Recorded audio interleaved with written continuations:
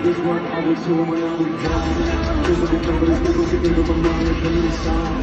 Setting my mind, so I'm giving something to sound. So breaking this one, I'm fine, but I can't take a while.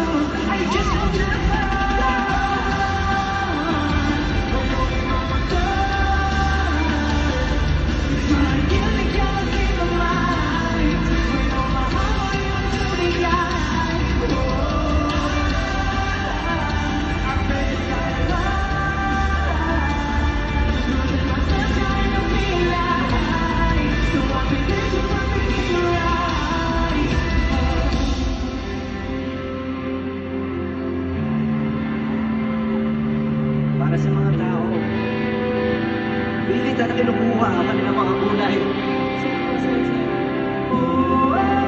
For all the people who think they lost their purpose. Para sa mga tao, hindi nyo alam ang gagawin nyo. You guys are not alone. Sige mo sa aswan! We don't have to figure everything out.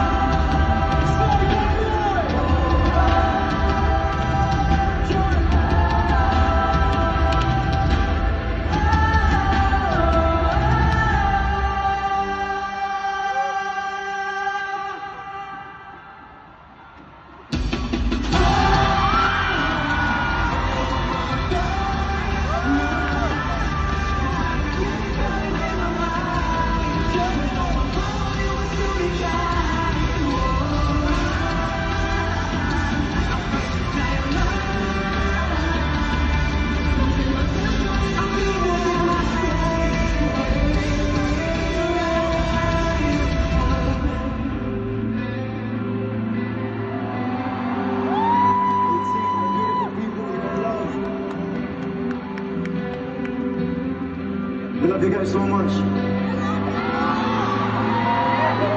Genuinely love you guys so much. So much. Thank you. Thank you.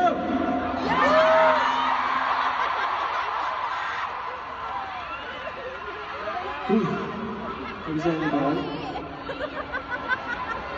Nagustuhan niyo ba yun? Ang kailangan nyo, wala na pa tayo energy guys. Nagustuhan niyo, Josh, rocker for you. Rocker era.